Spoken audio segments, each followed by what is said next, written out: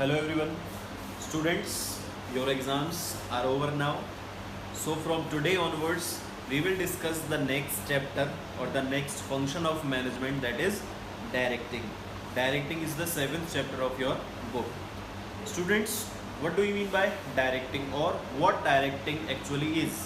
Directing क्या होता है? डायरेक्टिंग से आप क्या समझते हैं? हिंदी में इसे हम निर्देशन कहते हैं. निर्देशन देखो, एवरी एम्प्लॉय और every worker need to be guided या इंस्ट्रक्टेड बाय देयर सुपीरियर्स या देयर बॉस. ठीक है. For example, in a factory a worker need to be instructed by the supervisor under whom he or she is working. In the same way, if you anytime heard about the directing of the film, yeah, director of the film, the director of the film direct the actors or the co-actors how to act, कैसे उन्हें acting करनी है, how to perform, कैसे उन्हें perform करना है. इस चीज़ के लिए उनको डायरेक्टिंग दी जाती है, डायरेक्शंस मिलती हैं, वो डायरेक्टिंग है. ठीक है.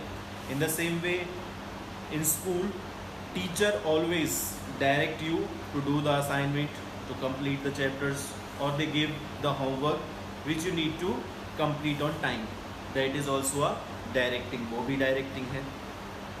In the same way, in the hotel में जो भी हमारा सपोर्टिंग स्टाफ होगा, उन सपोर्टिंग स्टाफ को जो होटल का मैनेजर होता है वो डायरेक्शन देता है, ऑर्डर्स देता है या फिर उन्हें इंस्ट्रक्शंस देता है to get the necessary activities done, वो भी डायरेक्टिंग है. तो in the same way in our organisation as well, directing is very much important. Directing जो है उसकी डेफिनेशन की अगर हम बात करें तो क्या हो जाएगा? Directing means counselling. ठीक है. या फिर मोटिवेटिंग, या फिर लीडिंग, कोचिंग, इंस्ट्रक्टिंग और inspiring the people to work as per the expectations of the organisation so that predetermined objectives are achieved on time. जो भी हमारे ऑब्जेक्टिव्स हैं वो हम टाइम पर अचीव कर पाएँ. तो हमने इस बात से ये समझा कि जो डायरेक्टिंग है, directing is always done to achieve the predetermined goals.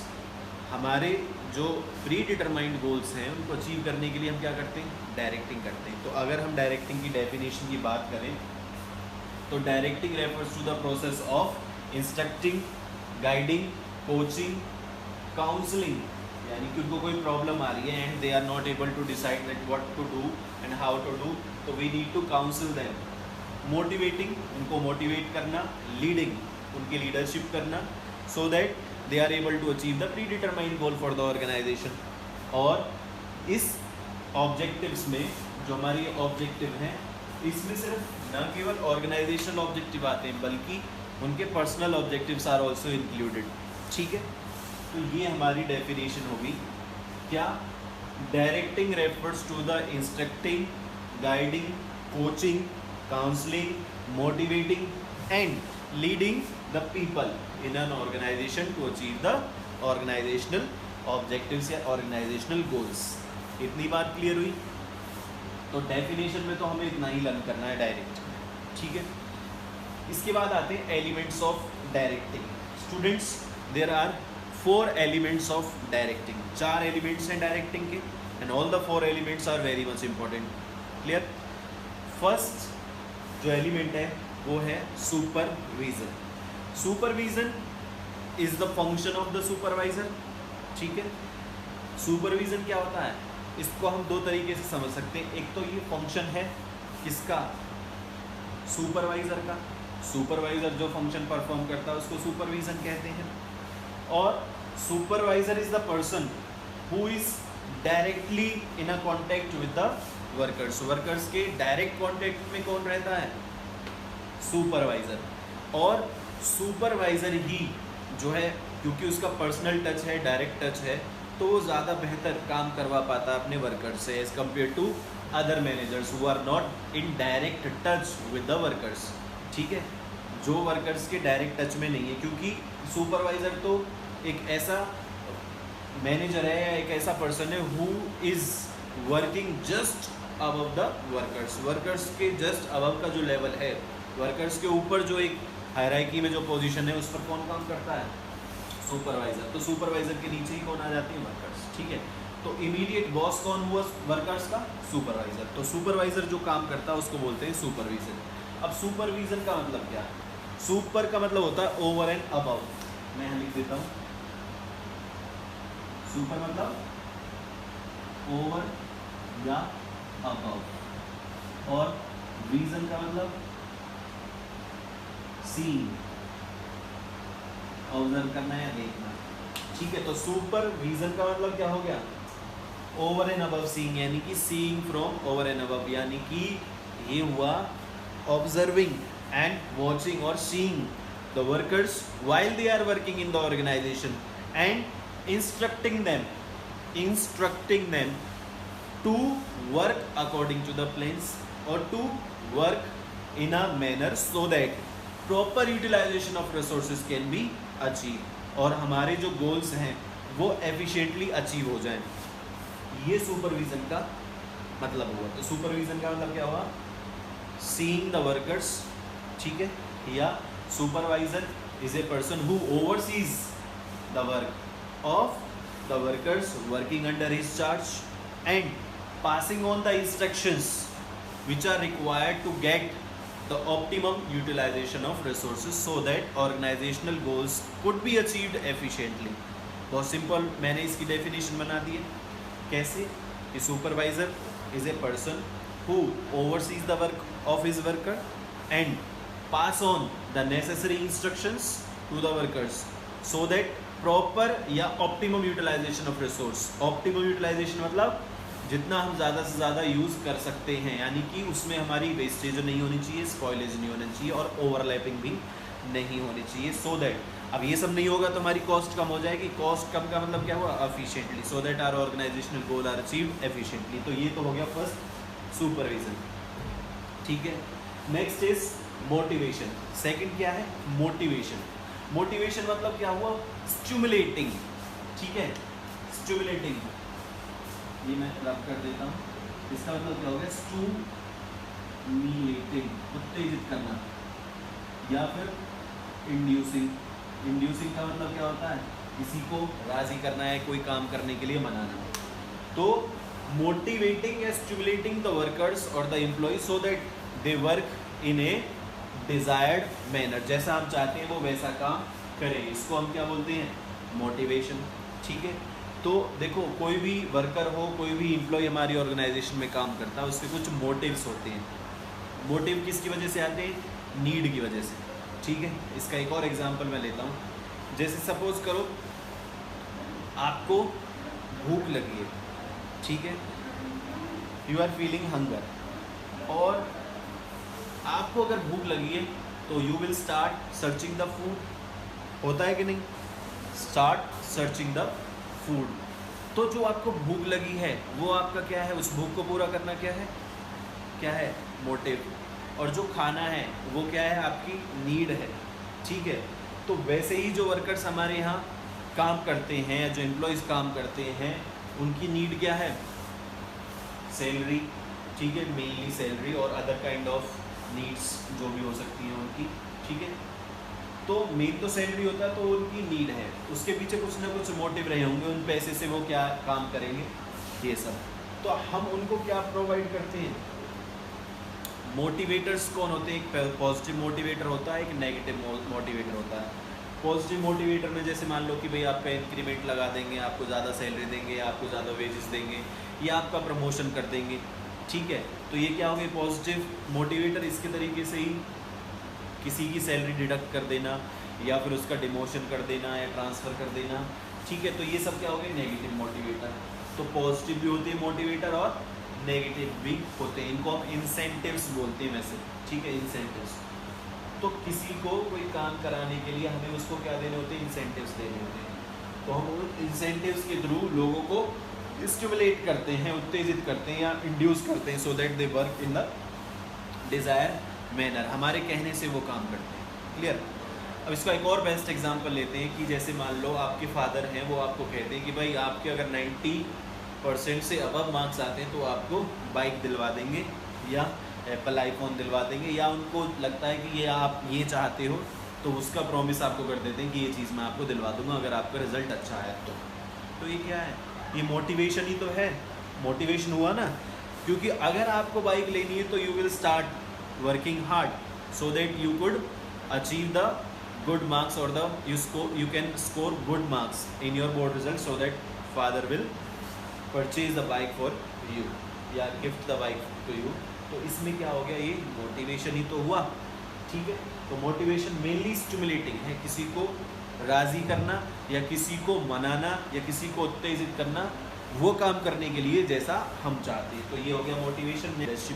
Leadership क्या होता है बेटा, लीडरशिप इज़ एन आर्ट और a process of inspiring the people at work so that they can work enthusiastically, voluntarily या willingly to achieve the organizational goal। दो तीन बातें मैंने इसमें आपको कही।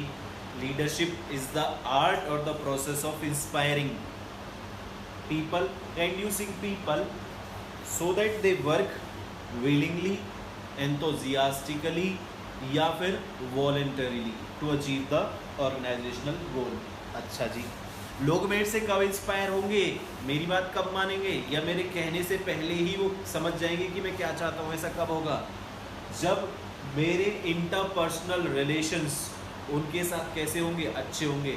तो ए मैनेजर और the leader needs to possess या need to create a healthy and harmonial relationship with the workers और the employees working under his leadership. बात क्लियर हुई बच्चे? देखो लीडर कौन होता है, नेता, और लीडरशिप मतलब नेतृत्व। तो मैं उन्हीं लोगों को अपने नेतृत्व से इंस्पायर कर पाऊंगा, इंड्यूस कर पाऊंगा जो मेरे साथ अच्छे रिलेशंस रखते हैं, ठीक है, या मैं जिनके साथ अच्छे रिलेशंस रखता हूँ, जिनके सुख दुख में मैं शामिल होता हूँ, जिनकी बात मैं समझता हूँ, या जिनकी जो समस्याएं होती हैं वो मेरे आने से पहले ही मैं सॉल्व कर देता हूँ, तो वो मेरे साथ पॉजिटिव रिलेशंस रखेंगे और वो मेरी बात मानेंगे भी। तो लीडरशिप में यही होता है, ठीक है। तो लीडरशिप में मैंने कहा ना कि वर्कर्स विलिंगली या वॉलंटरीली या एंथुसियास्टिकली काम करें, उसके लिए उनके साथ मेरे को कैसे रिलेशंस रखने ज़रूरी हैं, positive relations, healthy relations, harmonial relations. तो ये भी डायरेक्टिंग का ही एक पार्ट है। नेक्स्ट है कम्युनिकेशन। कम्युनिकेशन मीन्स क्या होता है, या तो देखो हम इंफॉर्मेशन को क्रिएट करें, ठीक है, या इंटरचेंज करें या फिर पास ऑन करें या शेयर करें। तो शेयरिंग द आइडियाज़ या बिलीव्स या फिर कोई information so that common understanding could be achieve. हम सबको एक कॉमन अंडरस्टैंडिंग हो, हम सबको एक सेम मैसेज मिले, हम सबके पास एक सेम इंफॉर्मेशन हो, उसमें कम्युनिकेशन का काम होता है, ठीक है। तो कम्युनिकेशन क्या होता है, exchange of beliefs, ideas, feelings, ठीक है, या नॉलेज या कोई इंफॉर्मेशन होती है। तो कम्युनिकेशन भी बहुत ज़रूरी है, because without information a worker और the employ may not be able to work on time, may not be able to take his और हर डिसीजंस ऑन टाइम, ठीक है। तो उसमें कोई दिक्कत भी हो सकती है, जैसे डिलेड डिसीजन भी हो सकते हैं, या फिर अगर कम्युनिकेशन चैनल प्रॉपर नहीं है, कम्युनिकेशन नेटवर्क प्रॉब्लम नहीं है, तो कोई गलत मैसेज भी जा सकता है। तो डायरेक्टिंग में communication is also very much required. तो ये थे हमारे elements of directing. Next features बहुत ईजी हैं, बड़े ही सिंपल हैं, एक बार में ही लर्न हो जाएंगे। डायरेक्टिंग इनिशिएट्स एक्शन, ठीक है। सबसे पहले तो ये समझो कि डायरेक्टिंग क्या है, एक मैनेजरियल फंक्शन है या फिर एक एग्जीक्यूटिव फंक्शन है।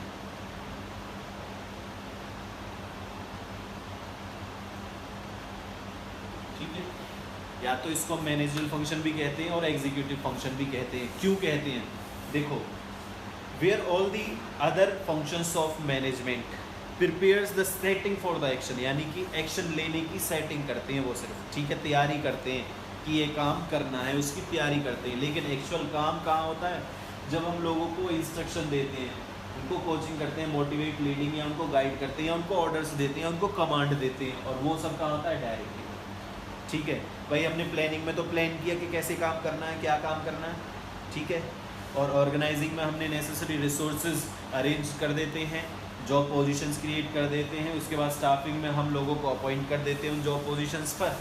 फिर जाकर डायरेक्टिंग में हम उनको कहते हैं कि ये काम करो, ऐसे करो, ठीक है। तो ये क्या हुआ कि where all the other functions of management prepare setting for the work, directing actually initiates action in the organization. ठीक है, तो directing क्या है?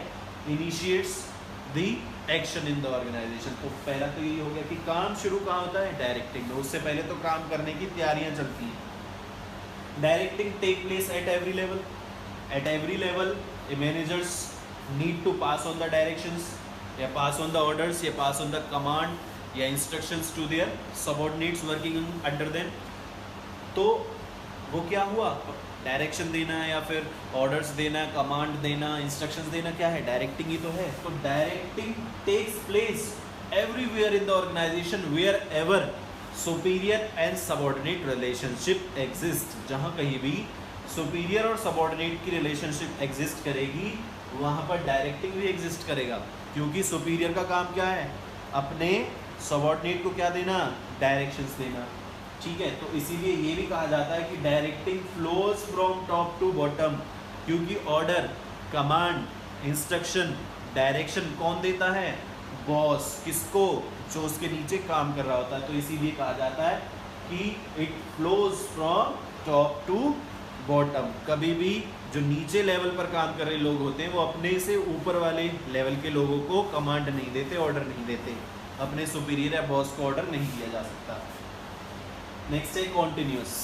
देखो, डायरेक्टिंग फंक्शन जो है वो कॉन्टिन्यूस फंक्शन है।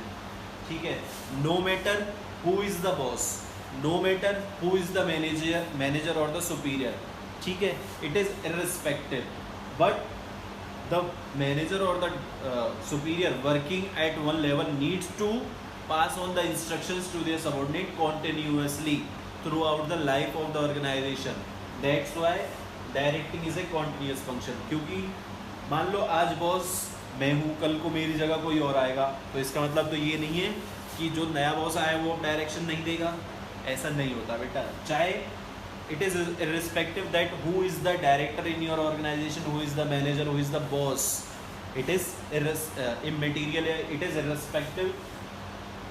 द न्यूली अपॉइंटेड डायरेक्टर और the boss also pass on the directions, instructions to their respective subordinates so that the organization will work smoothly।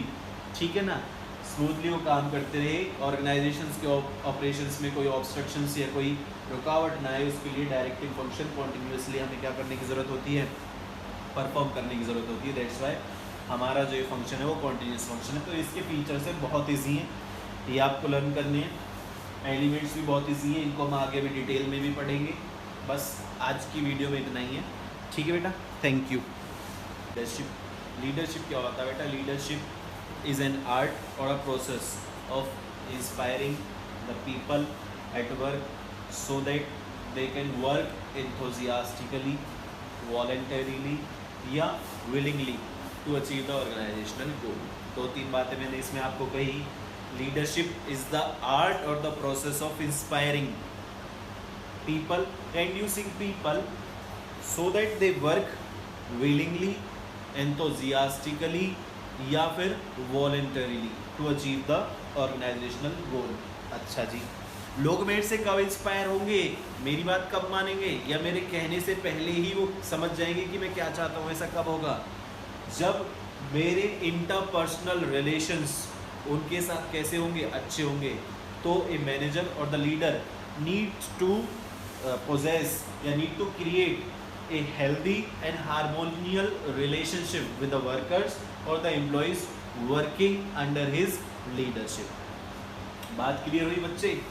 देखो, लीडरशिप लीडर कौन होता है? नेता। और लीडरशिप मतलब नेतृत्व। तो मैं उन्हीं लोगों को अपने नेतृत्व से इंस्पायर कर पाऊंगा, इंड्यूस कर पाऊंगा जो मेरे साथ अच्छे रिलेशंस रखते हैं।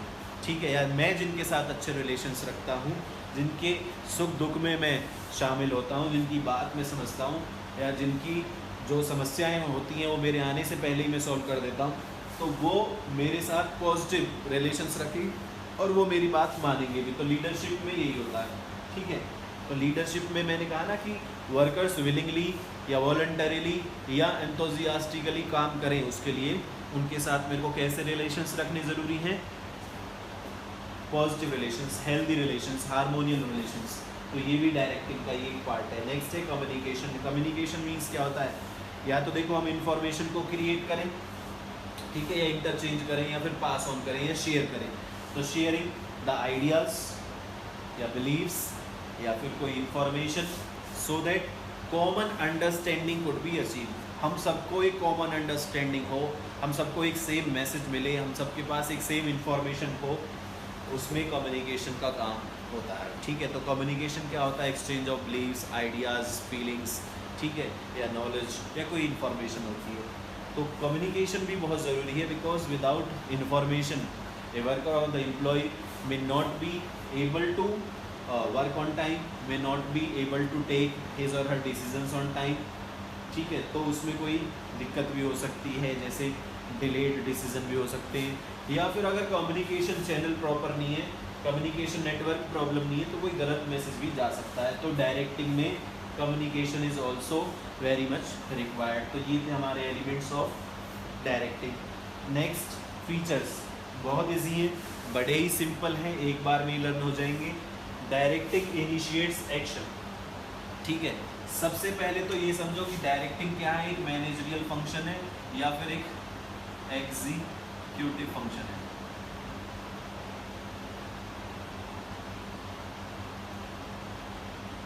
ठीक है, या तो इसको मैनेजरियल फंक्शन भी कहते हैं और एग्जीक्यूटिव फंक्शन भी कहते हैं। क्यों कहते हैं, देखो, where all the other functions of management prepares the setting for the action, यानी कि एक्शन लेने की सेटिंग करते हैं वो सिर्फ, ठीक है, तैयारी करते हैं कि ये काम करना है, उसकी तैयारी करते हैं। लेकिन एक्चुअल काम कहाँ होता है, जब हम लोगों को इंस्ट्रक्शन देते हैं, उनको कोचिंग करते हैं, मोटिवेट लीडिंग, या उनको गाइड करते हैं, या उनको ऑर्डर्स देते हैं, उनको कमांड देते हैं, और वो सब कहाँ होता है, डायरेक्टिंग। ठीक है भाई, हमने प्लानिंग में तो प्लान किया कि कैसे काम करना है, क्या काम करना है, ठीक है, और ऑर्गेनाइजिंग में हमने नेसेसरी रिसोर्सेज अरेंज कर देते हैं, जॉब पोजीशंस क्रिएट कर देते हैं, उसके बाद स्टाफिंग में हम लोगों को अपॉइंट कर देते हैं उन जॉब पोजीशंस पर। फिर जाकर डायरेक्टिंग में हम उनको कहते हैं कि ये काम करो, ऐसे करो। ठीक है, तो ये क्या हुआ कि where all the other functions of management prepare setting for the work, directing actually initiates action in the organisation. ठीक है, तो डायरेक्टिंग क्या है, initiates the action in the organisation. तो पहला तो यही हो गया कि काम शुरू कहाँ होता है, डायरेक्टिंग में। उससे पहले तो काम करने की तैयारियां चलती हैं। Directing take place at every level. At every level a managers need to pass on the directions, या पास ऑन द ऑर्डर्स, या पास ऑन द कमांड या instructions to their subordinates working under them. तो वो क्या हुआ, direction देना या फिर ऑर्डर्स देना, कमांड देना, इंस्ट्रक्शंस देना, क्या है, डायरेक्टिंग ही तो है। तो directing takes place everywhere in the organisation wherever superior and subordinate relationship exist. जहाँ कहीं भी सुपीरियर और सबऑर्डिनेट की रिलेशनशिप एग्जिस्ट करेगी, वहाँ पर डायरेक्टिंग भी एग्जिस्ट करेगा, क्योंकि सुपीरियर का काम क्या है, अपने सबऑर्डिनेट को क्या देना, डायरेक्शंस देना। ठीक है, तो इसीलिए ये भी कहा जाता है कि directing flows from top to bottom, क्योंकि ऑर्डर, कमांड, इंस्ट्रक्शन, डायरेक्शन कौन देता है, बॉस। किसको, जो उसके नीचे काम कर रहा होता है। तो इसीलिए कहा जाता है कि it flows from top to bottom. कभी भी जो नीचे लेवल पर काम कर रहे लोग होते हैं, वो अपने से ऊपर वाले लेवल के लोगों को कमांड नहीं देते, ऑर्डर नहीं देते। अपने सुपीरियर या बॉस को ऑर्डर नहीं दिया जा सकता। नेक्स्ट है कॉन्टिन्यूस। देखो, डायरेक्टिंग फंक्शन जो है वो कॉन्टिन्यूस फंक्शन है। ठीक है, no matter who is the boss, no matter who is the manager और द सुपीरियर, ठीक है, it is irrespective, but the manager और the superior working at one level needs to pass on the instructions to their subordinate continuously throughout the life of the organisation. That's why directing is a continuous function. क्योंकि मान लो आज boss मैं हूँ, कल को मेरी जगह कोई और आएगा, तो इसका मतलब तो ये नहीं है कि जो नया बॉस आया वो डायरेक्शन नहीं देगा, ऐसा नहीं होता बेटा। चाहे it is irrespective that who is the director in your organisation, who is the manager, who is the boss, it is immaterial, it is irrespective. The newly appointed director और the boss also pass on the directions, instructions to their respective subordinates so that the organization will work smoothly. ठीक है ना, smoothly वो काम करते रहे, organisations के operations में कोई ऑब्स्ट्रक्शंस या कोई रुकावट ना आए, उसके लिए डायरेक्टिंग फंक्शन कॉन्टिन्यूसली हमें क्या करने की ज़रूरत होती है, परफॉर्म करने की ज़रूरत होती है. दैट्स वाई हमारा जो ये फंक्शन है वो कॉन्टिन्यूस फंक्शन है. तो इसके फीचर्स है बहुत ईजी हैं, ये आपको लर्न करने हैं. एलिमेंट्स भी बहुत ईजी हैं, इनको हम आगे भी डिटेल में भी पढ़ेंगे. बस आज की वीडियो में इतना ही है. ठीक है बेटा, थैंक यू.